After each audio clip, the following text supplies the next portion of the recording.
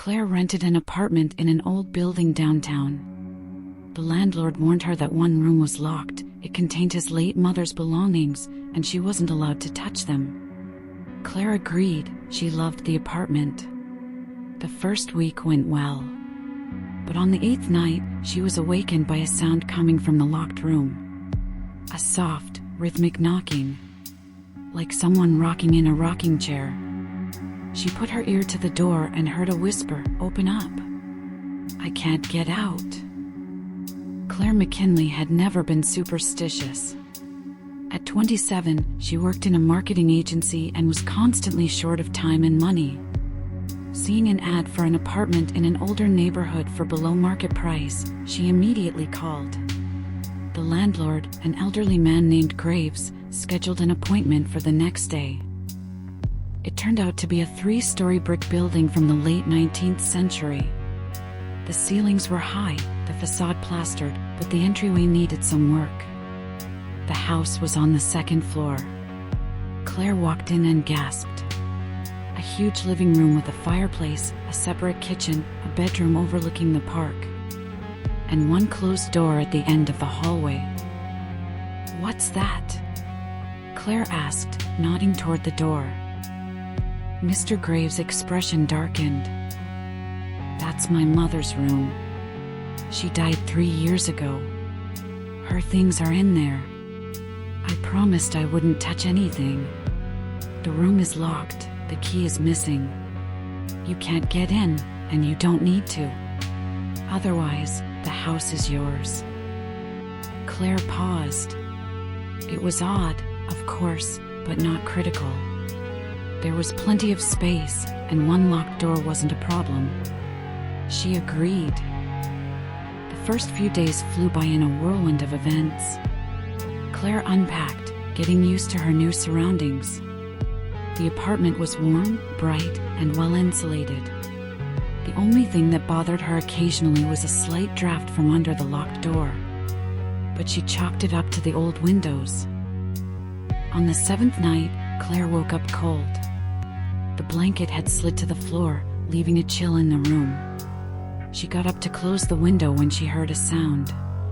Quiet, rhythmic, coming from the end of the hallway. Creak, creak, creak, like someone rocking in an old rocking chair. Claire froze.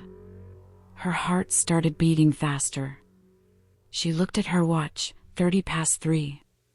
The sound continued. She threw on her robe and staggered toward the locked door. The closer she got, the clearer the sound became. Creak, pause, creak again. Rhythmic, like a metronome.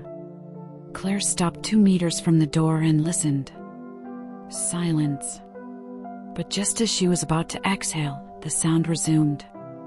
And then another one joined it. A soft, barely audible whisper. She moved closer, pressing her ear to the cold wood. The whisper grew louder. An old, hoarse female voice repeated the same thing over and over. "Open. Open. I can't get out. Open." Claire recoiled and ran to the bedroom. She slammed the door, locked it, and sat there until morning, staring at the ceiling. The creaking stopped only early the next morning. The next day, she called Mr. Graves. "Something's wrong with your house," she said, trying to speak calmly. "There's noise coming from the locked room at night." There was a long silence on the line. Then the old man replied, "Miss McKinley, I should have warned you. My mother didn't just die in this house. She died in that room. And even in death, she doesn't want to leave. I thought locking the door would solve the problem.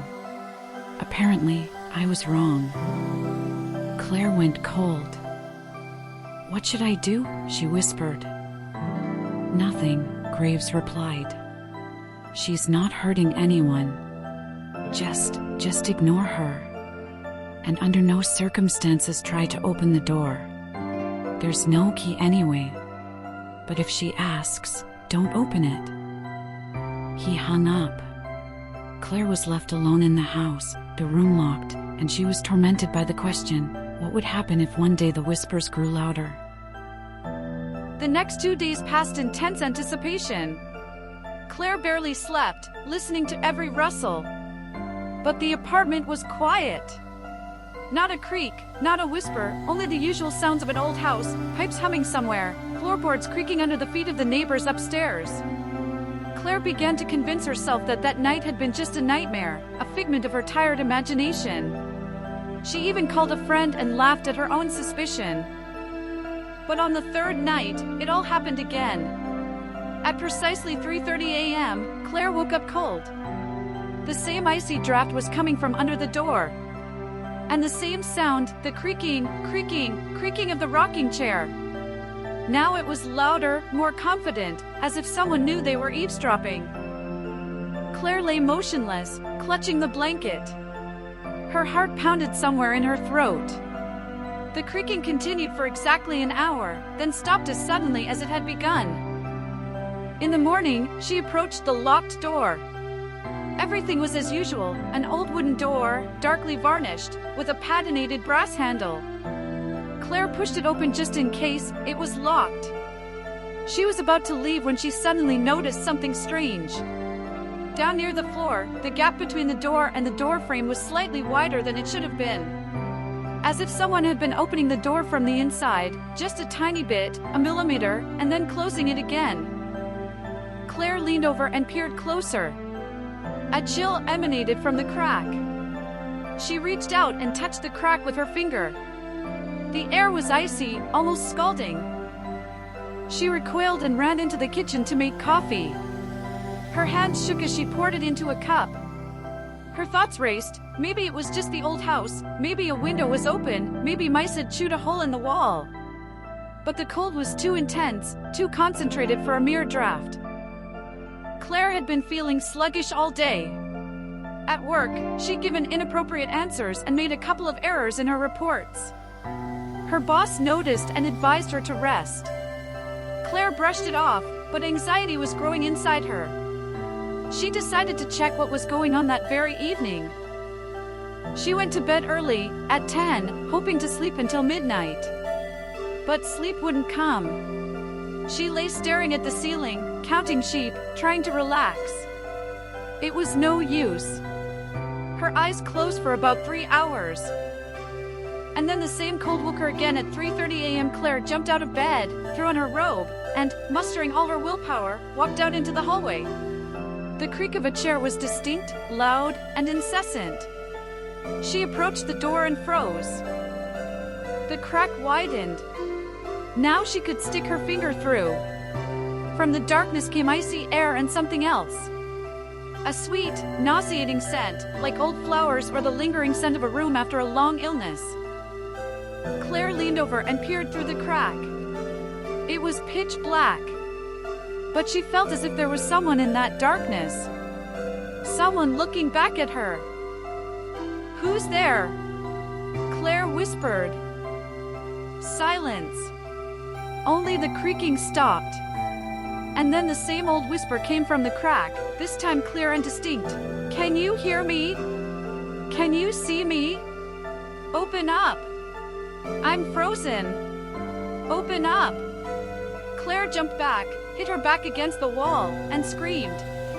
She screamed for a long time, until her voice grew hoarse. Then she ran to the bedroom, locked the door, and sat there until morning, staring at the door and clutching a kitchen knife. In the morning, she called Mr. Graves. Her voice trembled as she told him about the crack, the cold, the whispers. The old man listened silently, then sighed heavily. "Miss McKinley, I'm so sorry. I thought keeping the door locked would calm her down. But she was always stubborn. My mother, I mean. In life, she couldn't stand closed doors. She said she felt trapped. Apparently, she hasn't changed in death. What should I do?" Claire almost screamed. "She's asking me to open the door. She says she's frozen." "Don't open it," Graves said firmly. "Never open it. If she gets out, you won't be able to stop her. I'll send a repairman, he'll try to seal the cracks. Hang in there. He hung up.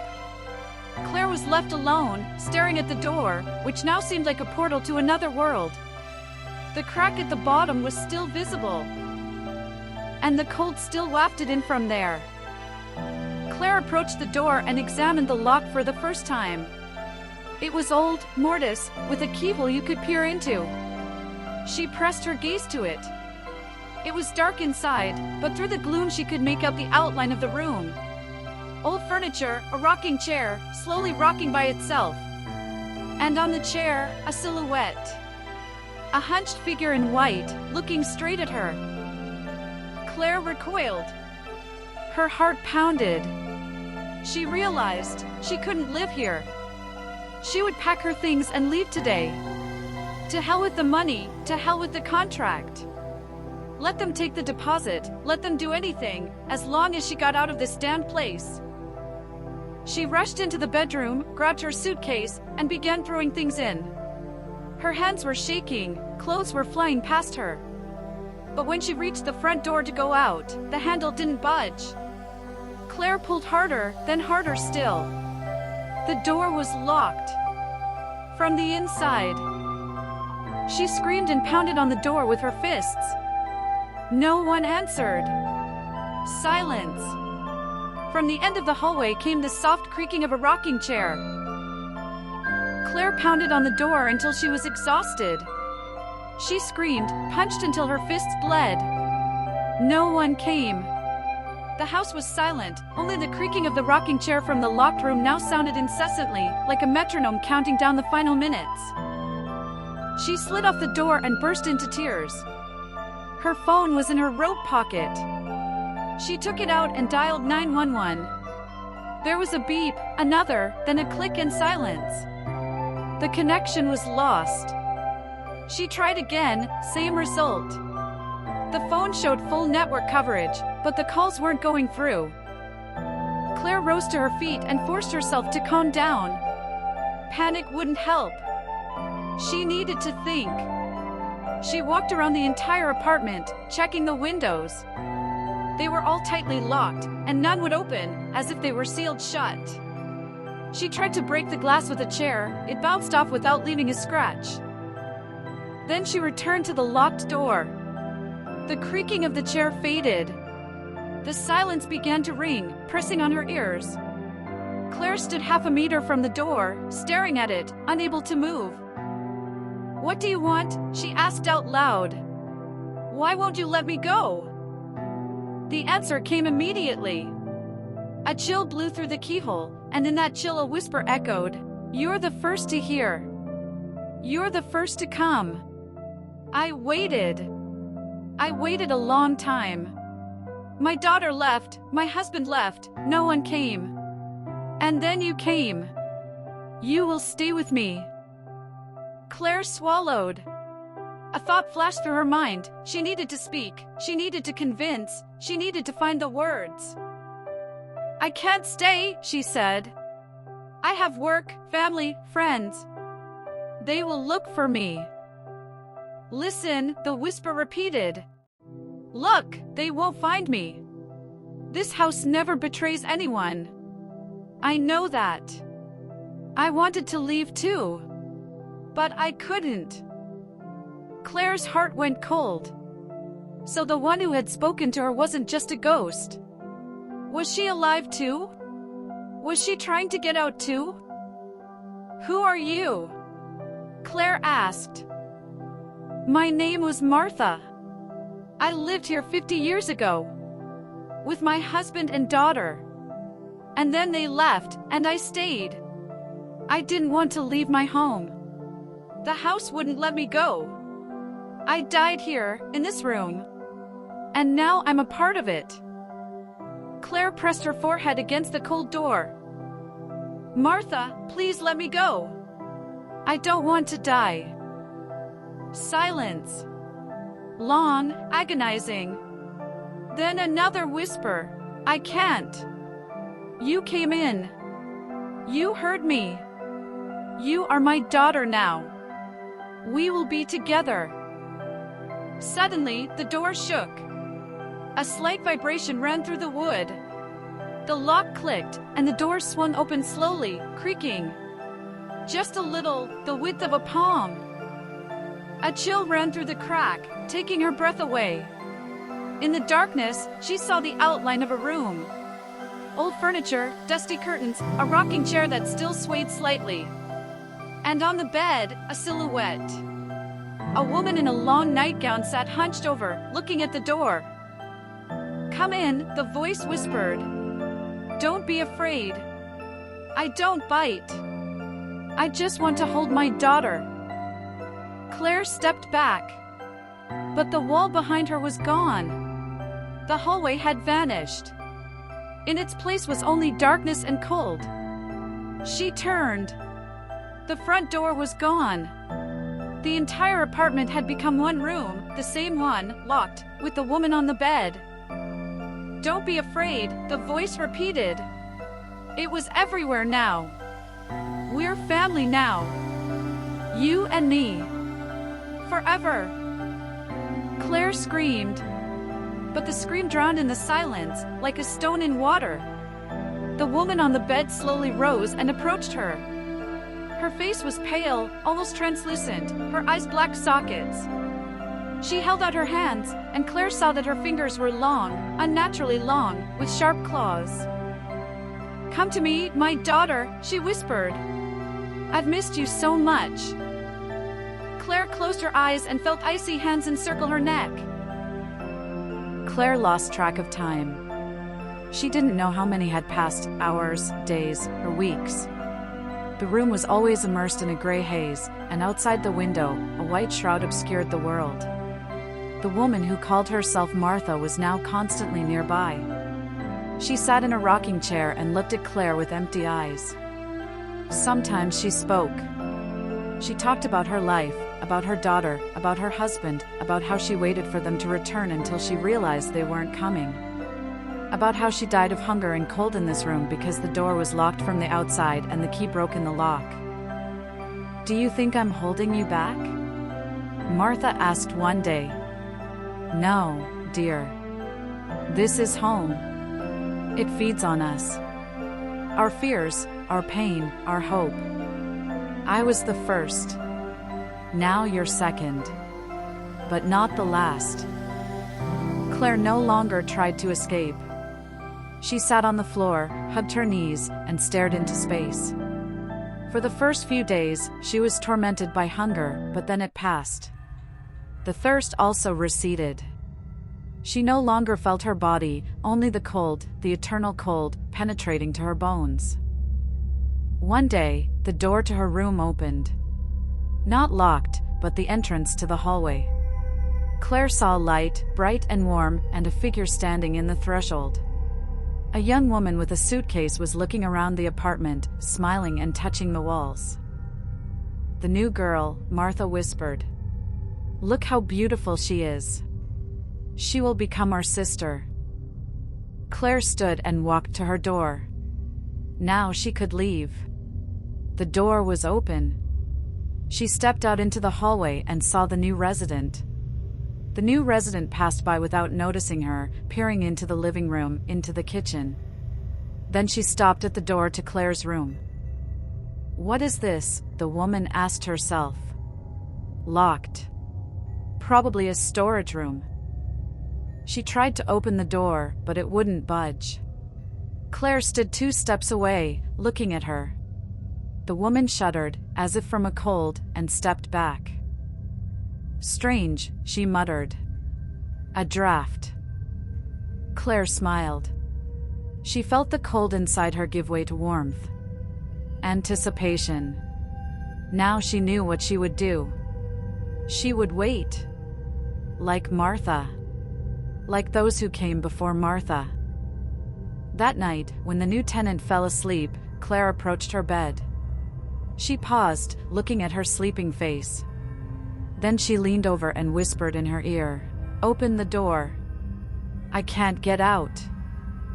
The woman shuddered in her sleep, but didn't wake. Claire sat up and looked at her door. It was slightly ajar. A chill blew through the crack. Inside, Martha sat smiling in a rocking chair. "Good girl," she whispered.